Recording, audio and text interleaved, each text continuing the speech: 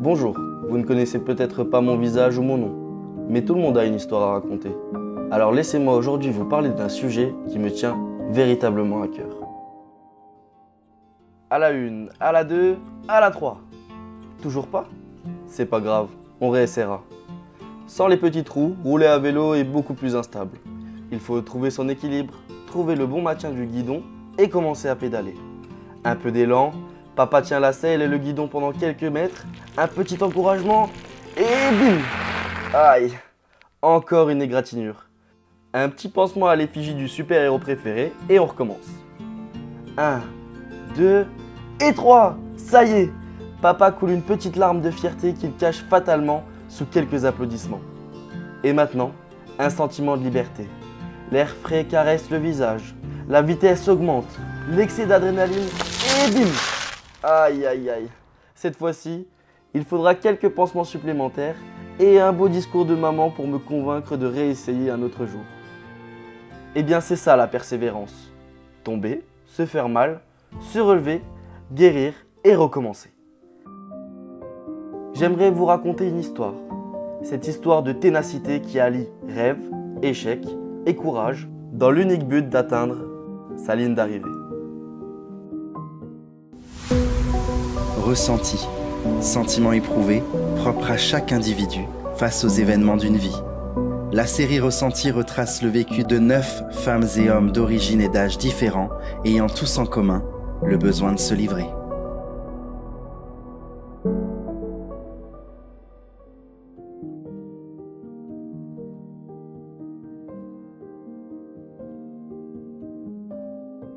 Ligne d'arrivée.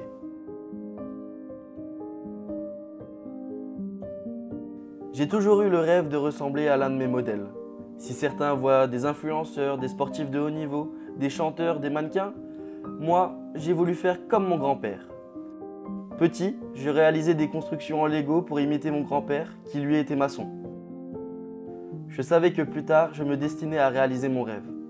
Celui de ressentir la satisfaction d'avoir construit une maison, un foyer, un havre de paix pour une famille qui allait vivre de très belles choses entre ses murs. Je savais alors que je devais tout mettre en œuvre pour réussir.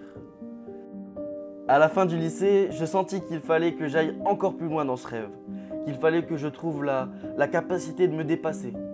Et pourquoi pas devenir ingénieur? C'était certain qu'il y allait avoir des hauts et des bas dans ma formation, mais ça ne me faisait pas peur. L'insouciance du début, certainement. Je suis donc rentré en école d'ingénieur.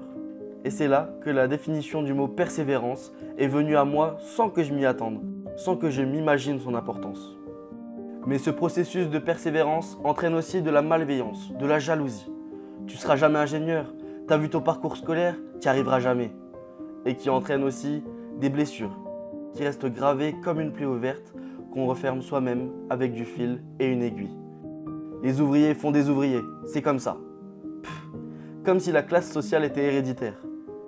Loin d'être honteux de ma provenance sociale, je suis très fier de ma famille, de son origine, de l'importance qu'elle a donnée à mon éducation, une éducation simple et concrète dans la dure réalité. Alors si tu t'ennuies tellement dans ta vie que tu n'as pas la force ou l'intelligence de suivre ton rêve, ne détruis pas celui des autres. Je me suis toujours dit que ma vraie revanche sur ces personnes serait le silence. Le silence qui dit « Tu as eu tort, j'y suis arrivé et j'ai raison. Raison de persévérer, de croire en mes rêves. Si tu ne crois pas en moi, ne t'inquiète pas. Je n'ai pas besoin de ton avis, le mien suffit déjà largement. » En fin de première année de mon école d'ingénieur, il a été question de redoublement afin de rattraper un retard. J'étais anéanti.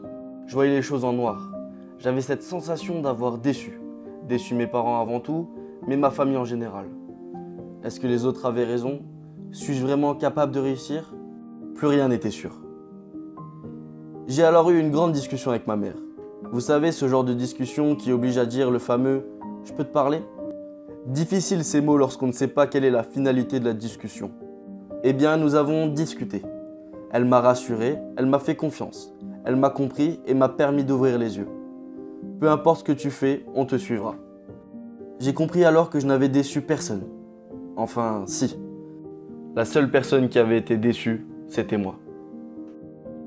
Je me suis remis alors dans une pensée positive. J'ai su qu'on était derrière moi, qu'on me soutenait. Ma famille, mes amis, toutes ces personnes qui n'espéraient que mon bien, Elle prenait alors du sens, un sens à ma vie. Et j'ai alors recommencé mon travail de persévérance.